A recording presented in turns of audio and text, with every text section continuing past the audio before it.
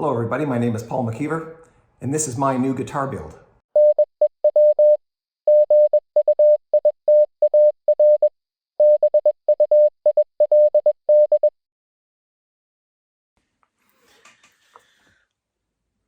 Alright, so I've been doing a bit more work on the installation of the Vegatrem, and part of that involves putting on the lower and upper E strings just to hold the unit in place while you're adjusting, for example, the spring strength and that kind of thing.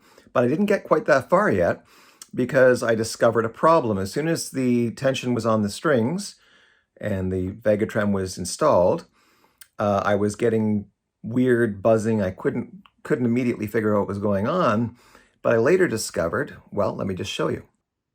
And here we go. This is the LSR Roller Nut. This is the first fret. And if you can see, I'm not sure if you can see, there is no space. That string is touching that fret. There's no amount of adjusting this height that would bring this string up high enough to clear that fret. That's not the problem. The problem is that the LSR nut needs to have a shim placed under it to bring its height up. Now, I didn't know when I was installing the LSR roller nut what these things were. You can see they're kind of little metal. Let me see if I can focus this a bit better. Those are little metal shims. And they actually are, it's actually expected that you will have to use them to raise up the LSR nut to the height required to clear your first fret properly. So it's not an unusual situation. It's just that you can't really know where that nut's going to sit and whether you're going to need a shim in there until you've got the strings on, which you can't do until you've got the tailpiece or the whammy bar on. So we're just at that stage. So what's going to happen next is I'm going to have to loosen the strings, loosen the roller nut, and shim at least under the high E. I don't know if I'll have to do the low E. The low E seems to be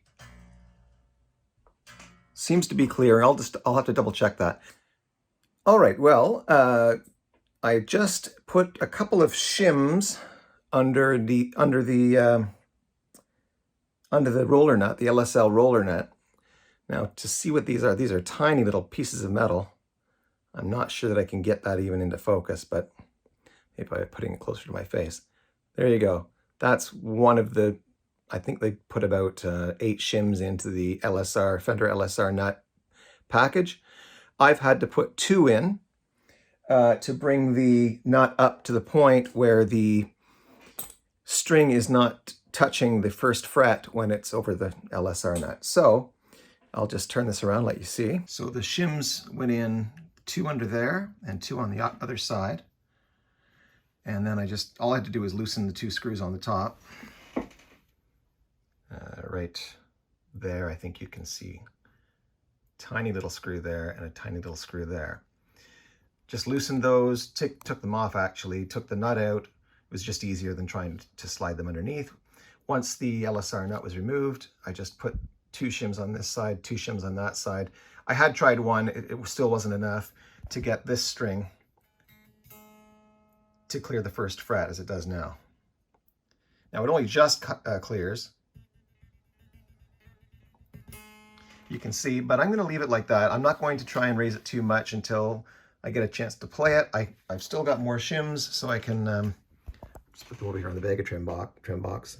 Those are the shims. That's what they look like. That's the size. They're little tiny things. So I can always raise the nut another, whatever one of those shims is in terms of height. The other thing I wanted to show you, of course, was these are the Spurzl tuners, and for the first time in my life, I got to try those out.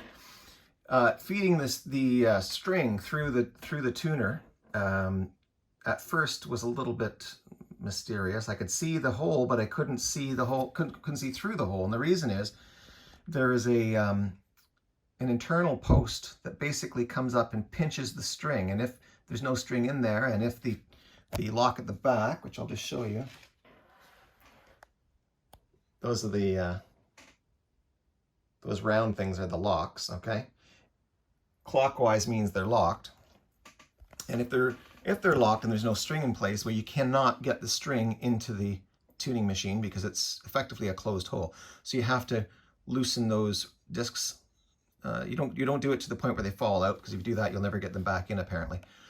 But you loosen them off, the hole appears such that you can see through it in the tuning peg, and then you can get your string in. And you'll notice with this Spurzl setup, I mean, I've only got on, let's see if I can get it focused. I've only got one turn on the E string. I probably don't even need that much. The whole idea of the Spurzl is to try and avoid having having the string overlap itself. There's a little bit of overlap right there. I'm not too worried about it in terms of degree. The idea is that if you don't have the string overlapping itself, it won't be rolling around as you hit the whammy bar, loosening here and then binding in a weird way up here. So I'll have to fiddle with that, but that's something I'm going to do after I get it installed. For now, we can have a look at the, there we are, at the Vegatrem. It's just the 2 strings on now. That's the way you install it, just starting with the 2 strings. And you can see though that it's working fine. It's working the other way too. Oh, doesn't have quite enough tension on to go up apparently. So I'll have to work on that. All right,